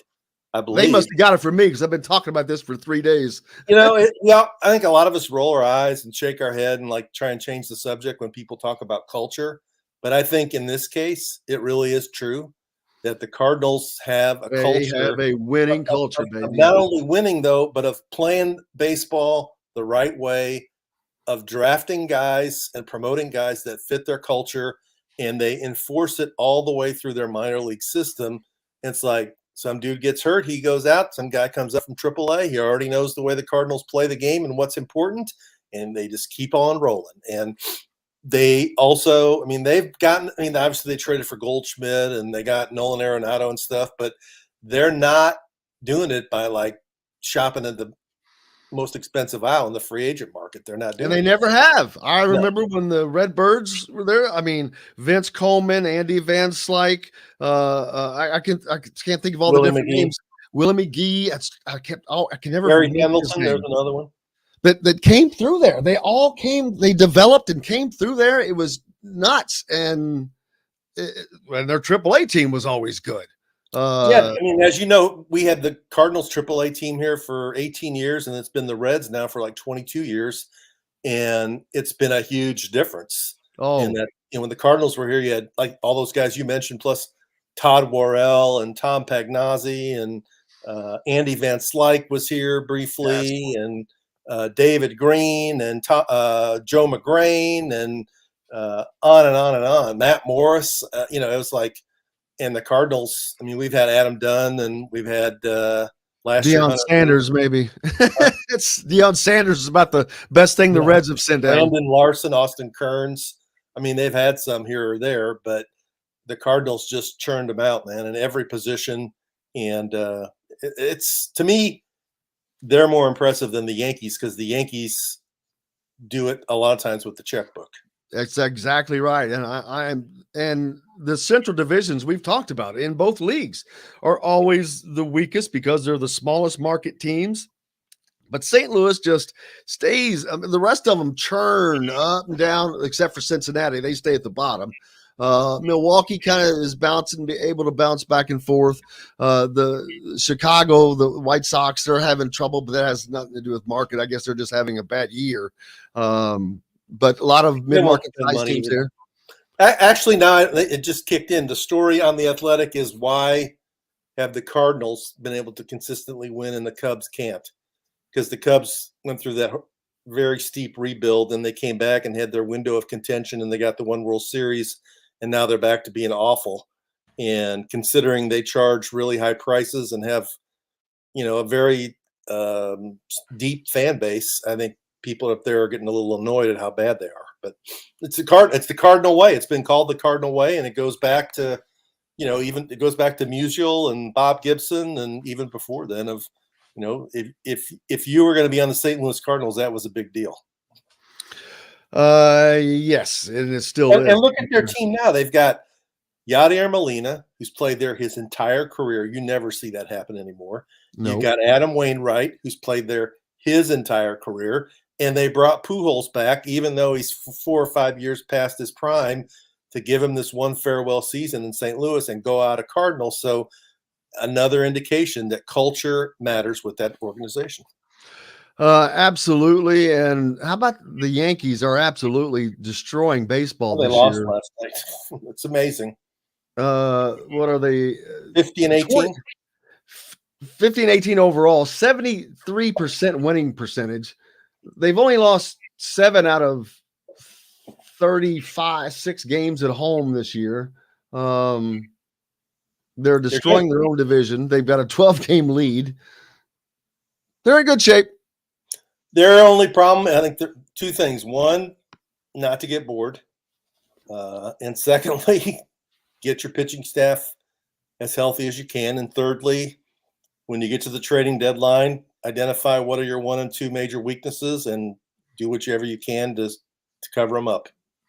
But yeah, they and the Mets. We're going to hear a lot about a Mets-Yankees World Series all summer. Get ready for it. Brace yourself. Very possible. The White Sox, man, your White Sox playing 500 ball, but they're only 3.5 games out of first place. The blessing of the AL Central. Yeah, they finally got back to 500 last night and play Toronto today, and Cleveland and the Twins are playing each other. So baseball season's starting to heat up. We're getting, closer to the midway point, an all-star game. And we're also getting the football magazines coming out. I've got 2. I got one that's got Indiana picked 6th in the division, and the other one's got them picked 7th. So I don't know. I think Lindy's has them ahead of Rutgers, and Athlon doesn't. Well, no one's got. There's nothing for anyone to raise them off of last year because we haven't seen anything. I saw a mention in the comments earlier from someone that Barzak, Indiana's the quarterback that transferred from Missouri, is going to the Manning Academy. So, and I know that Jack Tuttle was in that 11 quarterback thing, top 11 deal a couple years ago before he got to IU. But I don't know if with Bazelak going to the Manning Academy, if that says something for him as we go into fall. I don't know. I've seen him play twice, once in person and once on TV against Kentucky, and I've seen him play in other games. I mean, he's much better than anything Indiana had last year. He threw too many interceptions, but he can throw the ball. He's got a decent presence. I mean, he stood in there against SEC defenses and didn't lose his cool. He's not a great runner. So that makes you wonder, considering Indiana's problems with the offensive line, how much that'll be an issue. But I have no hesitation saying he'll be a major upgrade from what Indiana had last year. What's curious to me is that I read, it's not been confirmed, that has Donovan McCulley been switched to wide receiver? Is that official? Well, that got out, and apparently it wasn't supposed to get out. I've known about it he was moved to wide receiver. And I'm only talking about it because I've read it. So don't get mad and jerk my credentials, but since it's out there, baby. Yes, I was told that 6 weeks ago, probably. And you stop and think about it. I mean, there's with Bazelak and Tuttle, Williams, Dexter Williams, and then what was the walk-on who played quite a bit last year? Grant Grimmel. Right. And I'm trying to think, is there a freshman that came in? Yeah, they got one out of Texas at the Sorsby or Sosby. So it's a very full quarterback room, but not only is it full, Tom Allen talked about it. This is the healthiest that they've ever been in the quarterback room, that they were not this healthy. The last year that they had nobody in the spring, they had one guy. And so they're going into fall camp completely healthy at quarterback and completely full. So, and with a new OC, new DC, we know none of us know basically anything about this team. I can't remember a blank slate to this level. As you mentioned, quarterback, the running backs we've never seen. They got, is it Shivers from Auburn and Henderson from North Carolina, who was highly ranked but never really got in the game much at Carolina. You got Camper coming in as a wide receiver. You got AJ Barner stepping up, who they're saying could be better than Hendershot at tight end. And what I saw of him last year, I was impressed. He's an athlete. But the big thing's going to come down to the offensive line. You got 3 or 4 guys back. You got a few new faces, but unless the offensive line makes a substantial move forward, nothing's going to change, because they couldn't pass the ball or run the ball last year, and that, whatever you say, that's got to be defeating for the psyche of a team offensively and defensively, when once you fall behind by a couple touchdowns, the game's basically over. Yeah, if you can't outrun your plays, if you can't throw the ball because defenders are in the quarterback's face, your days are going to be long and hard. So we'll find out, but we won't find out until September, when they line up against Illinois, who Illinois will have a first game under their belt. So that's going to be a little Wyoming, right? Yeah. So Indiana's favored in that game, though. I saw last week they're favored by 5.5? I saw 3 last, but I don't know how. I really don't. Even a home, if they just made it even and gave it them home field at 3, I'm like, okay, I see that, but that's a colossally big game for Indiana. Oh, if that, you got to go on the road to play Cincinnati 2 games later before you get to conference play. So yeah, it could be, they have to win that game. Yeah, you got to break the Big Ten losing streak. You got to change the story about the team to being, back on the winning side again. You've got, that's one of the swing games, and it's at home. To get to 6, you probably have to win that game. And if you win that game, is the next game Idaho and then Western Kentucky and then Cincinnati? I mean, if you win that first game, you got a chance to get to 3-0 and really change the vibe about the team. Oh, that would huge. And Cincinnati, I'm sure, is going to be good, because Luke Fickell has been there for a while and he's recruited well and he's a good coach, even though they lost the quarterback from St. X and Sauce Gardner, the DB, and 4 or 5 other guys to the Desmond Ritter's the quarterback. 4 or 5 other guys to the NFL, draft. They've had some substantial losses. They will still have talented players. They won't be experienced, but they'll be talented. And it's at Cincinnati. And I encourage people, if they can get tickets, to go. That's a great stadium. Nippert, not large. Is it Nippert Stadium? Yeah, it's right on campus, kind of hidden in the campus. It's been remodeled. It's an old school college football environment, and it'll be hopping because they've been successful. So Indiana could go in there. That's the best case scenario. Beat Illinois at home, win those next 2 home games, and then go into Cincinnati and beat them. And then you're 4-0, and you've sort of changed the whole vibe around the program. You've at least probably have a bowl game secured at that point if you can do that. So right, but we'll find out. The end of the schedule is brutal. Isn't very much fun. Didn't it just come out that they have the hardest schedule in the Big Ten? And they usually do. top 10 in the country. Yeah, they usually do. And that's part of that though, is because the Big Ten plays 9 games. Right. And I know that I guess they do that just for the money with the Big Ten Network. Because other than that, to me, it hurts the league. It hurts them getting bowl teams in. When you're going up against conferences that only have to play 8, they can play their 4 nons, win 2 conference games, be bowl eligible. Teams like Indiana, Maryland, Illinois, those teams are the teams that need that. Absolutely. When you look at Kentucky this year has 8 games in the SEC. They have 4 non-conference games, and they're all at home. So they're playing 8. They're playing 8 home games. 3 of them are pretty much guaranteed wins, and the 4th one is Louisville, who they've beaten decisively 3 years in a row. So they pretty much got 4 wins they know are on the books already. So you've only got to get 2 more to become bowl eligible. I mean that they got and Vanderbilt. You got Vanderbilt in the division. Vanderbilt and Missouri's not that great right now, so then you're at 6. You're not worrying about it. We've talked about this before. I mean, Indiana needs to schedule every non-conference game they schedule needs to be a game that they're going to win until they get the program to a point where they're consistently winning. What's up next for you, Rick? This is one of the quietest weeks in the year. Everybody has said that this week that we've been on, and I'm like, well, it's a perfect week for it to be quiet. I'm working on a couple longer range stories, trying to get some interviews arranged up for that, which will be later in the summer. So until that happens, not really a whole bunch going on. So trying to stay cool. Please do, man. Take care of the dogs. Hey, what's your dog's name, by the way? I got Ruby. We've got so many dogs on here. Now, virtually all of our regular guests have a dog, and so I've started the list. They most of them make appearances. They're like, who is it? Someone's dog doesn't say a word until they start talking. And that's Dustin Dopiric's dog. Dustin Dopiric just lays there right next to him. The minute he starts talking, it's funny.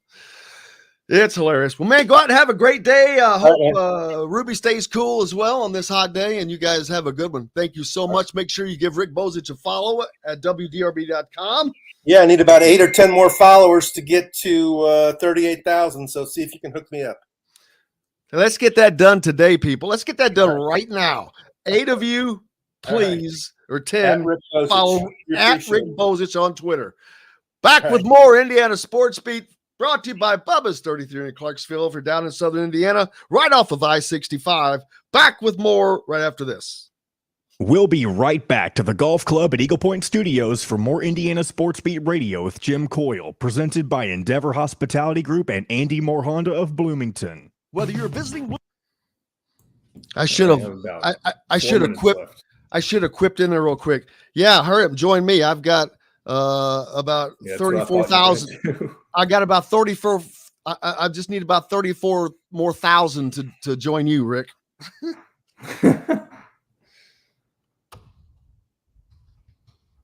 8 or 10 more to reach 38,000. That's funny. What does he have? What you got there, Rick? All right, people that are listening right now, if you're on Twitter, make it happen. Let's make that happen. At Rick Bozich. Bozich. Come on. Boz, man. Come on. What?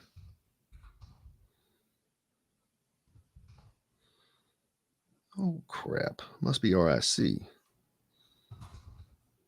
What a crap.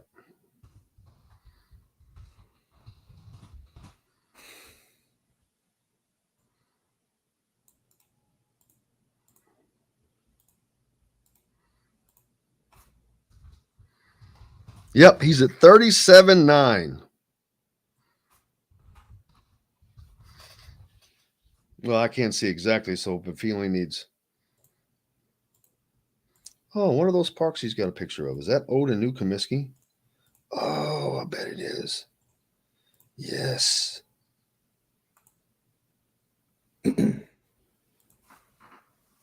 Man, I've been in both of those stadiums.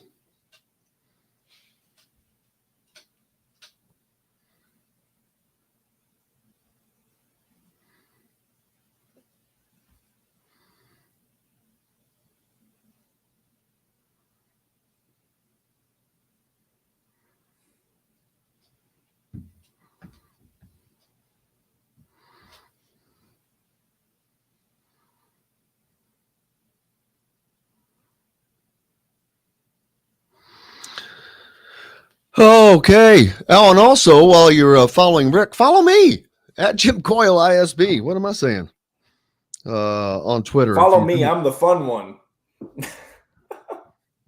He's the fun guy. I'm a fun guy, everybody. Fun guy. Get it? You're a fun guy? Mm-hmm. Yeah. Mushroom. Yep. Yeah, give me a follow. Damn. I don't have any 37,000. Geez. I got 3,400. I have got 600 something. I'm closing in on 3,500 as my next threshold. I just want to get to 4,000. Simply go to thehoosier.com and sign up. It's free.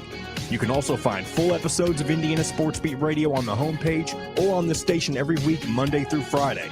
If we're not on a station where you live, we should be. Ask for Indiana Sports Beat Radio. This segment is brought to you by BB's Market in Bloomington. Now back to the Golf Club at Eagle Point Studios for more Indiana Sports Beat Radio with Jim Coyle, presented by Endeavor Hospitality Group and Andy Moore Honda of Bloomington. Welcome back, Indiana Sports Beat Radio here on this hump day. It's Wednesday. What a great one it has been. Bob Kravitz, Kyle Neddenriep, Rick Bozich. Talk about three of the greatest writers around. There you go. Bob Kravitz, longtime veteran writer. He's with The Athletic now, been with the Star and WTHR. Rick Bozich, of course, is a Hall of Fame writer. With 17 years with the Courier Journal in Louisville and now with WDRB.com for the last, oh man, he may have been there for 10 years now. Thank you, Tim, for following Rick. Thank you, Mike. Appreciate you. Thank you, Brad. 37,994. So he's only got 6 to go. Thank you, Forrest. That's right. Never trust a man who doesn't like dogs. Right on, Robert. I've been too busy, but I'm planning on looking in. Well, I'm not planning on looking in. I have been looking into the possibility of getting a rescue dog, but I'll have to see how that turns out. Jennifer says, Ross, I haven't listened yet. Is it worth her time? I hope are you talking about the show? Come on.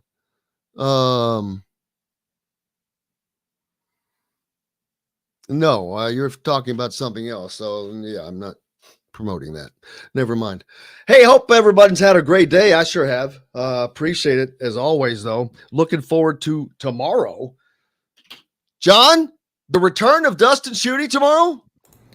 We will see what we can do, but that is the plan for now. So we may see the return of Dustin Schutte for sure. Look who's back. Yes, he's back. Shady's back.